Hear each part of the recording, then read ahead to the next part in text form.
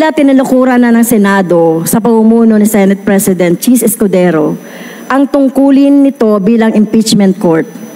Ito ay tahasang paglabag sa saligang batas at pagtataksil sa panawagan ng mamamayan para sa pananagutan. Ang korupsyon at kalokohang naglustay sa mga pondong ito ay hindi dapat hinahayaang pagtakpan gamit ang lihim, dilim at kasinungalingan. Nasaksihan natin ngayon ang nakakabahalang pagtatangka na ipagpaliban, idribol, isalaula at sa huli, hadlangan ang prosesong ito.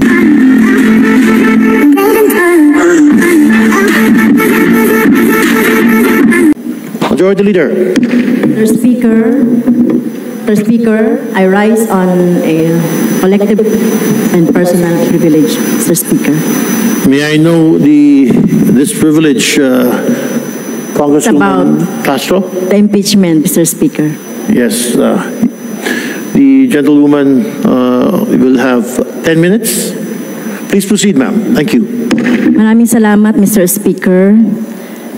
Ginoong Speaker, mga iginagalang kong mga kasamahan sa bulwagang ito, tumitindig ako ngayon sa isang personal at kolektibong pribilehiyo ukol sa isang usaping napakahalaga sa ating mga demokratikong proseso, sa mga mekanismo ng pananagutan na nakasaad sa ating saligang batas at sa tiwalang ibinigay ng mamamayang Pilipino sa atin bilang mga lingkod bayan.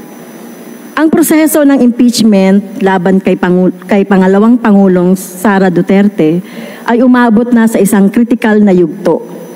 Matapos ang ilang buwang pagtalakay, tinupad ng kapulungan ng mga kinatawan ang tungkuling itinadhana ng konstitusyon sa pamamagitan ng pagpapadala ng napatunayang artikulo ng impeachment sa Senado noong 5 ng Pebrero 2025.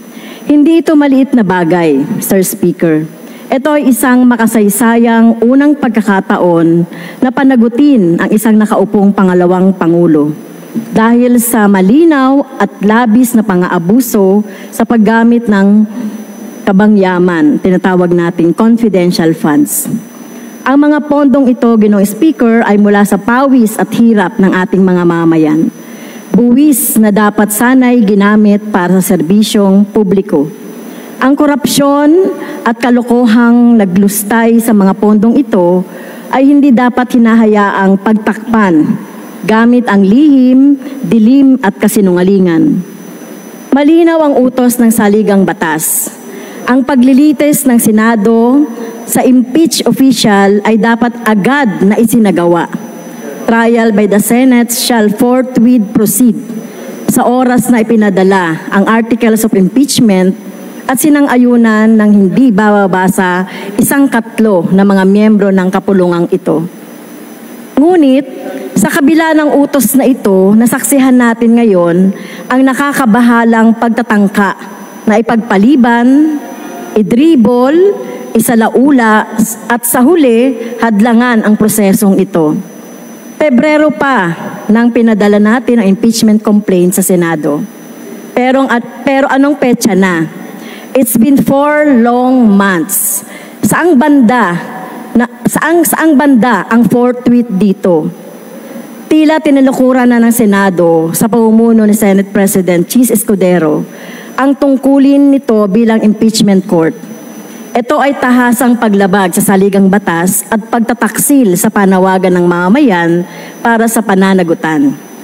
Ididiin lang namin, Ginoong Speaker, na di bababa sa 612.5 million pesos na pera ng mamamayan na dapat ay napunta sa kanila sa forma ng serbisyo, kagamitan o pasilidad sa mga paaralan at ospital ang di nila napakinabangan. Ilang beses binastos ang otoridad ng Kongreso gamit ang squid tactics, sirang plakang sagot at sitsirya para lang lusutan ang di kayang lusutan. Di natin ito palalampasin. Ginoong Speaker, paalahanin natin ang ating mga sarili at ang ating mga kasamahan sa Senado na maglinaw sa sinasabi ng saligang batas. Kapag naipadala na ang artikulo ng impeachment, tungkulin ng Senado na magtipon agad bilang impeachment court at simulan agad ang paglilitis. Hindi ito desisyon ng plenaryo ng Senado kung itutuloy o hindi ang paglilitis. Walang puwang sa saligang batas para sa interpretasyon o pagmaniobra upang ipagpaliban ang hustisya. Hindi dahilan ang walang session. Dahil una, ang impeachment ay hindi legislative function. At ikalawa, ang Senado ay isang continuing body na may mga senador pa rin kahit nagkapalit man o bago na ang termino. Ang impeachment ay espesyal na tungkulin at sa makatuwid, hindi ito nakatali sa legislative calendar.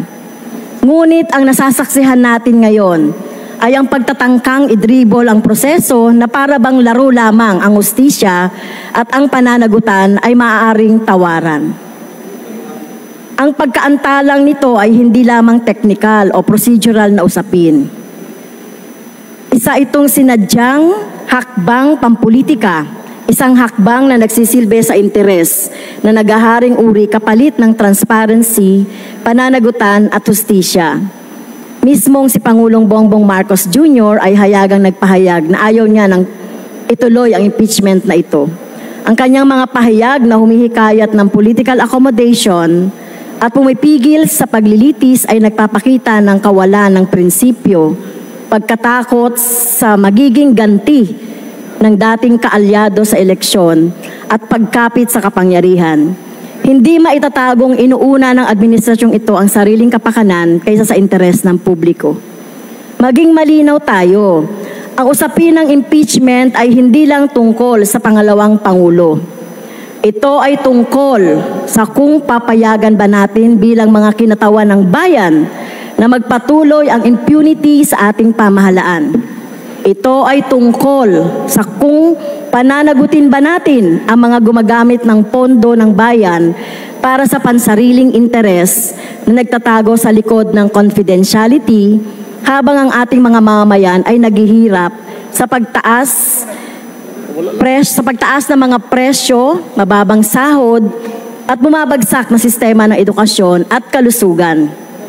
Ito ay tungkol sa kung ipaglalaban ba natin ang rule of law o hahayaan itong isang tabi ng mga alyansang pampolitika at laro ng kapangyarihan.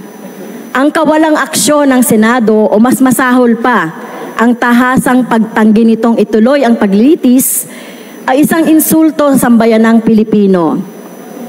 Pinapahiwatig nito na ang nasa kapangyarihan ay maaaring makalusot sa maling paggamit ng pondo ng bayan, sa korupsyon at sa pagtataksil sa tiwala ng mamamayan.